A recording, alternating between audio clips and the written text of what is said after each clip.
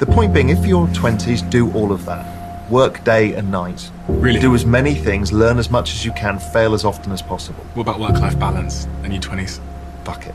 Because that's the time to put in the hard work. Your work-life balance actually comes out later. I'm a big believer in, yes, if you're straight out of university, go traveling for a year or two. You know, that A, gets rid of the pent-up need, but also gives you a much broader perspective on the world than any other single thing that you can do in your life. After that, you get your head down, and you get your head down probably till your mid-30s. Yes, I agree. I think a lot of people are going to agree with this particular idea, but then I personally have always had a problem with the whole work-life balance idea, because it didn't seem very feasible for me, especially if you are organize yourself towards an extreme goal or towards a goal which requires a lot of attention and time. The whole work-life balance idea seems to tamper with it. You will rest automatically, normally, because the body will force itself to rest, even if you're not willingly trying to allow it to rest. But when you begin to deliberately organize a work-life balance into it, I think it tampers with it to a certain degree. I'm not exactly sure how that happens, but I've always found the whole work-life balance thing a bit weird, because it's like if you are not at the place you want to be in your life, like what life? You don't have a life, you know? What balance? There is no such thing. That particular phrase is not for you. That doesn't mean you work until you drop dead, because psychology has taught us that the amount of work you do now should be in such a way that it doesn't affect the amount of work you can do later. Because okay, you work yourself to death, or you work in an extreme way for, let's say, 20 days, and then you spend the next 20 days, another 20 days in the hospital. That is not productive. So, but then that has to be calculated very carefully, because sometimes we give ourselves a bit too much time to rest when there are a lot of things pending that need to be done.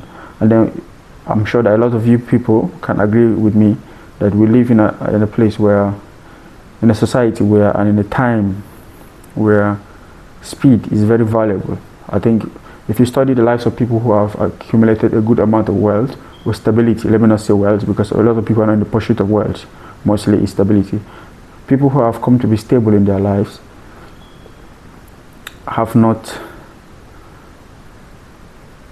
really focused too much on the work-life balance idea, because the work-life balance automatically brings itself into the picture when you gain a certain degree of stability. The more stability you gain, the more time you gain, because now you can outsource the work to others. You can pay others to do the work for you.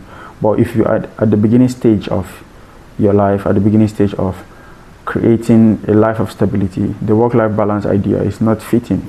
It's not fitting, because what happens to people is that they tend to subconsciously allocate a lot more time of rest to the working time when they begin to think about work-life balance. It doesn't happen the way people think it does. Because what people typically think when they think about work-life balance is that I work for 70% of my time and I rest for 30% because I need to recover to do the 70%. That's not what people do usually.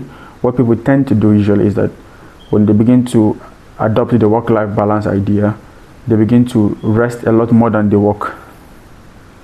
So these are one of those ideas which work on paper but doesn't really work properly when you begin to apply it in your life, because you lose a lot more from that idea than you gain. So work-life balance comes later. It comes later, I think, because I've always felt guilty for doing some things late into the night, or because I used to wonder sometimes where I've talked to people who say they go to bed by 9 p.m. I'm thinking to myself, like, if you have a full day job which closes, or you get to your house by, let's say, 7 p.m. and then you go to bed by 9, like, I don't understand, like, how do you go to bed by 9 when there are a lot of things to do, you know? So, well, I'm not exactly sure I've gotten this perspective right entirely, but it does work for me. It does work for me. So to the degree that it works for me, I'm going to hold on to it. And then when I need to tweak it later, or when I need to upgrade this idea later, I will do that. But for now, I'm yet to find the whole work-life balance idea productive, especially if you're at the beginning stage of trying to find stability in your life. Work-life balance is for people who have created a good amount of stability where they do not need to worry so much about whether or not they work to a certain degree or not, because they have outsourced most of the work to others on a salary. So let me hear what you